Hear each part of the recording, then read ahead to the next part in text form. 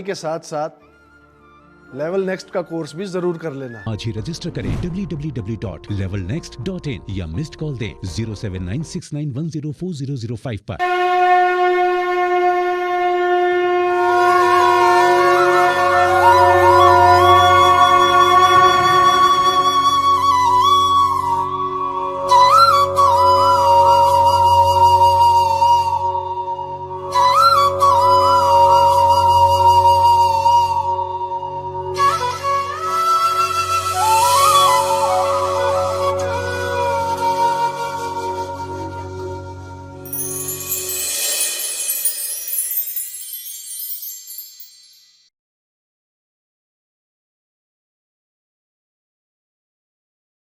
भक्तामर का 20 नंबर काव्य। संतान संपत्ति सौभाग्य प्रदायक, परमात्मा की भक्ति के साथ अपने जीवन के भाग्य को बनाने वाला यह 20 नंबर काव्य। इसे हम लोग बहुत गलत पढ़ते हैं। सही पढ़ने का तरीका देखिए। तो पहले हम इस काव्य को शुद्ध करते हैं। सबसे पहले देखिए बोर्ड पर क्या लिखा है। आप बोलेंगे ना ज्ञानम, ज्ञानम नहीं है, GYAN नहीं है। लेकिन हमें आज तक क्या पढ़ा गया, ज्ञानम। ज्ञानम शब्द नहीं है। पहले देखिए JNANAM क्या हो गया, जानम नहीं, जियानम। ज और यहाँ से मिलकर के बनता है जिया, इसलिए क्या लिखा है जियानम। बहुत अच्छे। आगे यथा त्वयि विभाति। आगे देखिए कृता नहीं कृता, KRI मतलब क्री।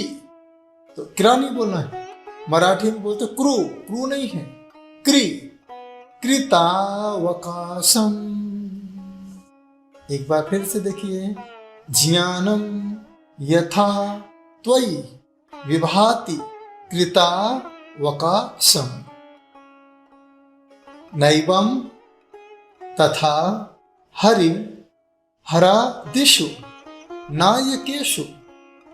नैवं तथा हरि हरादिषु नायकेषु तेजो महामनिषु। कुछ लोग पढ़ते हैं तेजा स्फुरन मनुष्य, दोनों सही है। याति यथा महत्वम। तेजो महामनुषु याति यथा महत्वम।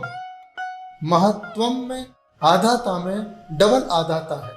म ह आधाता फिर आधाता फिर व ऊपर बिंदी हो जाता है महत्वम। नैवम, नैवम नहीं, दो मात्रा है। नैवम तो कांच नहीं, काच। ऊपर चंद्रमा नहीं है, बिना चंद्रमा के है तो क्या बोलना काच। शकले शक्कर वाला है, षटकोण वाला नहीं है, ना सड़क वाला है। शकले किरणा कुलियपि। एक ऐस बना है, थोड़े और घूमेंगे। किरणा कुलियपि। नैवम तु काच शकले किरणा कुलियपि। एक बार पूरा सुनिए ध्यान से। ज्ञानम यथा त्वयि विभाति कृतावकाशम। नैवं तथा हरि हरादिषु नायकेषु तेजो महामनिषु। तेजः स्फुरन् मनिषु याति यथा महत्वम। नैवं तु काच शकले किरणा कुलियपि। संगीत के साथ सुनिए, पूरे मनोयोग के साथ। नस्तं कदाचिदुपयासि नाराहुगम्यः स्पष्टीकरोषि सहसा युगपज्जगन्ति। नभोधरोदरनिरुद्धमाप्रभावा सूर्यातिशायी महिमा से मुनीन्द्र लोके। शब्दार्थ कृतावकाशम,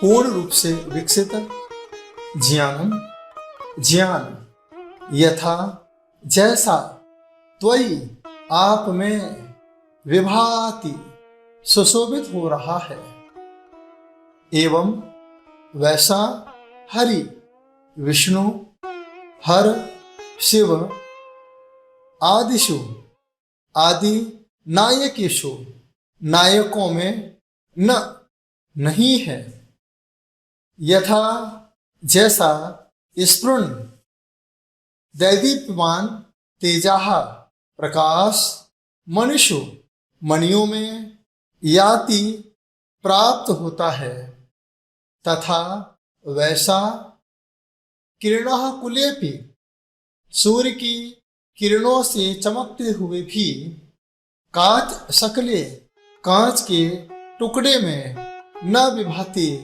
सुशोभित नहीं होता है। भावार्थ पूर्ण रूप से विकसित ज्ञान जैसा आप में सुशोभित है, वैसा विष्णु शिव आदि नायकों में नहीं है, जैसा दैदीप्यमान प्रकाश मणियों में प्राप्त होता है, वैसा सूर्य की किरणों से चमकते हुए कांच के टुकड़े में सुशोभित नहीं होता है। कितनी प्यारी बात आचार्य मानतुम स्वामी 20 नंबर काव्य के माध्यम से कहना चाहते हैं। संसार में सभी के पास ज्ञान भरा हुआ है, लेकिन यह ज्ञान आपको धन दे सकता है, आपको सुख दे सकता है, ऐसो आराम दे सकता है, सम्मान दे सकता है, लेकिन यह संसारी ज्ञान आपको सम्यक ज्ञान और केवल ज्ञान नहीं दे सकता है। ये ज्ञान हमने अनादि काल से कितनी बार पाया। आज आपके बच्चे कहते हैं कि मैं तो इंजीनियर बन गया। इंजीनियर क्या बना? वो तो इंजन और गियर बन गया। डॉक्टर बन गया। डॉक्टर क्या बना? सुबह से लेकर शाम तक रोने की आवाज के अलावा उसे कुछ भी सुनाई नहीं देती है। एक कहता है मैं तो आईटी फील्ड में चला गया, दिन भर सैटेलाइट में लगा हुआ है और दिमाग को अपसेट कर रहा है। सुबह से लेकर शाम तक दुनिया की जानकारी इकट्ठा करता है, लेकिन खुद की जानकारी भूल जाता है, अपने परिवार के बारे में भूल जाता है। ये नॉलेज कौन सा है? ये सिर्फ संसार का नॉलेज है। याद रखना, यदि आपने कहा मैं पूर्ण ज्ञानी हूं, आप जब कर्नाटक में जाते हो तो वहां बुद्धू बन जाते हो, क्यों? कन्नड़ नहीं आती। तमिलनाडु में जाते हो, तमिल नहीं आती है, लोग तुमको पागल समझते हैं। तेलुगु में जाते हो, तेलुगु बोली जाती है, तो हर बातें आपके सिर से ऊपर निकल जाती है। बंगाल में जाते हो, बंगाली बोलते हैं, लोग आपको पागल मानते हैं। आप अमेरिका में जाते हो बड़े घूमने के भाव से, चलो अमेरिका में घूमेंगे, इधर उधर देखते हो, वहां के अंग्रेज सोचते हैं ये कैसा पागल है, कुछ मांग नहीं सकते, बोल नहीं सकते हो, क्योंकि तुम्हारे पास ये संसार का छोटा नॉलेज है। ये छोटा नॉलेज सिर्फ आपके जीवन की शारीरिक इच्छाओं की पूर्ति कर सकता है, लेकिन स्वयं के प्रति यह संसारी नॉलेज कभी आनंद का अनुभव नहीं करा सकता है। इसलिए आचार्य मानतुम स्वामी को लिखना पड़ा, ज्ञानम यथा त्वयि विभाति कृतावकाशम। तो जैसा ज्ञान आप में शोभायमान हो रहा है, सुशोभित हो रहा है, वैसा ज्ञान अब देखिए सामने ब्रह्मा जी हैं, विष्णु जी हैं, शंकर हैं। ये संसार को सुख तो दे सकते हैं, लेकिन संयम का मार्ग नहीं बता सकते।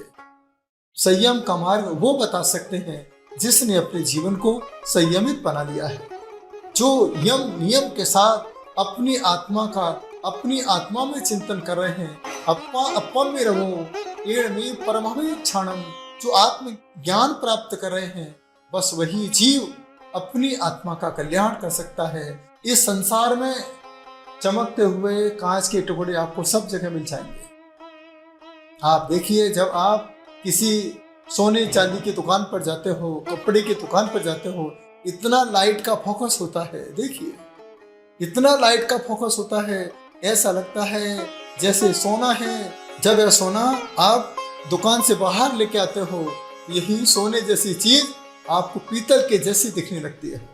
जो कपड़े आपने लाइट में इतने सुंदर सुंदर देखे थे, बाहर लेके आते हैं तो वह कपड़े अपने आप आपको फीके दिखाई देते हैं। ये संसार की चमक किसकी है? ओनली लाइट की चमक है, स्वयं की चमक नहीं है। बस हम लाइट को देख देख के खुश हो जाते हैं। यह लाइट आपके लिए ज्यादा समय तक नहीं है। जब तक ट्रांसफार्मर लगे हैं तब तक आपके घर में लाइट आ रही है। यह आचार्य मानतुम स्वामी कहना चाहते हैं कि हर भगवान आपको कहीं पर भी मिल जाएंगे, लेकिन सम्यक ज्ञानी जिनेंद्र भगवान आपको वेदी के ऊपर ही विराजमान मिलेंगे। लोग कहते हैं कि जैन समाज कम क्यों है? याद रखना, आप जब सब्जी मंडी में जाते हो तो सब्जी मंडी में सब्जी बेचने वालों की भीड़ बहुत होती है, खरीदने वालों की भी भीड़ होती है, लेकिन वो सुबह से लेकर शाम तक कितना रुपए कमाते हैं? 100 रुपये, 200, 500, ज्यादा से ज्यादा 2-5 हजार रुपये कमा लेते हैं। लेकिन जो जैन धर्म है वह सोने चांदी की दुकान है। जब कोई एक ही व्यक्ति आ जाता है सुबह से लेकर शाम तक, वह 2 से 5-10 हजार रुपये कमा के चला जाता है। तो यहाँ पर लिखा है नैवम तु कांच शकले किरणाकुलेपि। इस संसार में ये कांच की चमक है। इस चकाचौंध में मत फंस जाना, डायमंड के पास चले जाना। डायमंड के पास जाओगे ऑटोमेटिक आपकी डिमांड बढ़ना प्रारंभ हो जाएगी। आज के समय व्यक्ति जब परेशान होता है ना, पंडितों के चक्कर लगाता है। अब देखिए कितने पंडितों के चक्कर लगाते हैं। कोई कहता है मेरा सूर्य खराब है, मेरा शनि खराब है, राहु खराब चल रहा है, मेरा केतु खराब चल रहा है। याद रखना, कुछ भी खराब नहीं है। एक पंडित जी मेरे पास आए, मैंने कहा पंडित जी एक बात बताओ, आप किसी को पुखराज पहना देते हो, क्या पुखराज से फायदा होता है? किसी को नीलम पहना देते हो, बोले तेरा शनि अच्छा हो जाएगा, क्या इससे फायदा होता है? किसी को बहुत गुस्सा आता है, आप उसे मोती पहना देते हो, क्या उसका गुस्सा कम हो जाता है? किसी के जीवन में शुक्र कमजोर होता है, आप उसे डायमंड पहना देते हो, इससे फायदा होता है क्या? पंडित जी ने मुस्कुराते हुए कहा, देखो आप तो बाबा हैं, मैं तो संसारी विद्वान हूँ। हे बाबा, बस मैं इतना जानता हूँ, पुखराज मैंने उसको पहनाया, नीलम उसको पहनाया, डायमंड उसको पहनाया, पन्ना पहनाया, मोती पहनाया, उसको फायदा हो ना हो, बाबा मुझे तो बहुत फायदा होता है। आप देखिए इतनी सारी चीजें आप रत्नों को पहन लेते हो। मैं आपसे इतना ही कहना चाहता हूं, ये रत्न क्या है? कांच के टुकड़े हैं। कितने बार हमने इन कांच के टुकड़ों को अपने हाथों में धारण किया, लेकिन फिर भी इन कांच के टुकड़ों से हमें चमक दिखाई नहीं दी। मैं आपसे इतना ही कहना चाहता हूं, 20 नंबर काव्य के माध्यम से हमें रत्नों के पीछे नहीं भागना है। हमें तो तेजो महामनुष्यात यथा महत्वम, हमें तो उस प्रकाश की ओर भागना है जो प्रकाश मणियों में दिखाई देता है। वो प्रकाश रत्नों में नहीं मिलेगा, वो प्रकाश आपको रत्नत्रय में दिखाई देगा। हमें रत्नों के पीछे नहीं भागना है, हमें तो रत्नत्रय के पीछे भागना है। 3 प्रकार के रत्नत्रय, सम्यक दर्शन, सम्यक ज्ञान और सम्यक चारित्र। जब हम तीनों रत्नत्रय के पीछे भाग जाते हैं तो हमारा भाग्य खुद भाग करके आता है। हमें फिर किसी के सामने भागने की जरूरत नहीं पड़ती है। याद रखना, भागने से भाग्य नहीं जागता है। जब आप भगवान की आराधना सम्यक ज्ञान के साथ करते हो, भाग्य स्वयं भाग करके तुम्हारे पास से आता है।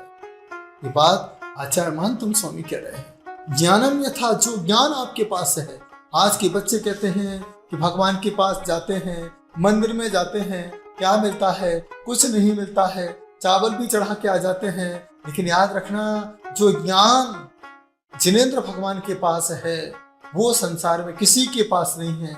संसार के पास सामान्य ज्ञान है, लेकिन हमारे त्रिलोकीनाथ के पास केवल ज्ञान हुआ करता है। जब केवल ज्ञान होता है तो तीनों लोग एक साथ उन्हें दिखाई देना प्रारंभ हो जाते हैं। यदि आप अपने जीवन में सौभाग्य बढ़ाना चाहते हो, कई बच्चे IAS की तैयारी करते हैं, IPS की तैयारी करते हैं, IIT की तैयारी करते हैं, बड़े बड़े इंटरव्यू की तैयारी करते हैं, मैं उन बच्चों से कहना चाहता हूँ, सबसे पहले आप 20 नंबर काव्य को भगवान के सामने बैठ कर के 20 बार पढ़िए और पूरे मनोयोग के साथ कैसे पढ़ना है वो बिल्कुल ध्यान लगा करके, ध्यान करने का भाव आपको हो रहा है, आंखों को बंद कर लीजिए और गहरी सांस लीजिए, चेहरे पर स्माइल, और देखिए चारों तरफ से, हर तरफ से ब्रह्मांड से ज्ञान आपके ऊपर आ रहा है। यह सम्यक ज्ञान है, राइट नॉलेज है, इसे आत्मसात कीजिए, देखिए, महसूस कीजिए, गहरी सांस लेकर के धीरे धीरे सांस को छोड़ते हुए हाथों को जिनवानी का जैसा बना लीजिए। ऐसा विचार कीजिए कि मेरे हाथों में जिनेंद्र भगवान की वाणी आ चुकी है, इस वाणी को मैं आत्मसात कर रहा हूं। ये जिनेंद्र वाणी का प्रसाद है, इसे मैं आत्मसात कर रहा हूं। चेहरे पर चमक लाइए, मुस्कुराहट लाइए, सिर पे हाथ रख लीजिए, पूरी मनोभावना के साथ विचार कीजिए कि जिनेंद्र भगवान की वाणी ने मुझे आशीर्वाद प्रदान किया है। बस यही सम्यक ज्ञान मेरे आत्मज्ञान में कारण बने, जो इस संसार में कमजोर है पढ़ने में, वह पूरे मनोभावना के साथ इस मुद्रा को बना करके काव्य साधना करें। इसका छोटा सा मंत्र है, रिद्धि जाप को बड़े ध्यान से सुनेंगे। ओम ह्रीं अर्हं नमो चारणाणं, झ्रौं झ्रौं नमः स्वाहा। मंत्र जाप है ओम श्रां श्रीं श्रूं श्रः शत्रुभय निवारणाय ठः ठः नमः स्वाहा। ओम नमो भगवते पुत्रार्थ सौख्यम कुरु कुरु स्वाहा। ह्रीं नमः। रात्रि के चौथे पहर में लाल वस्त्र पहन करके, लाल माला को लेकर, उत्तर की दिशा में मुंह करके, दीप लगाकर, सुगंधित धूप खेते हुए 42 दिन तक काव्य रिद्धि मंत्र के साथ, मंत्र जाप के साथ 108 बार साधना करें, जाप करें, चिंतन मनन करें। इससे आपके ज्ञान में वृद्धि होगी, सौभाग्य बढ़ेगा, आपके जीवन में आत्मशक्ति बढ़ेगी, आत्मज्ञान की अनुभूति होगी। यह प्रभावशाली काव्य, आप इसे आत्मसात करके अपने अंदर के ज्ञान चक्षु को सम्यक ज्ञानी बनाने का प्रयास करें। यह ज्ञान आपके केवल ज्ञान में कारण बने, यही हमारी भावना है। प्रेम से सुना, अनुग्रहित हो। सभी को हमारा बहुत बहुत आशीर्वाद। प्रणाम हो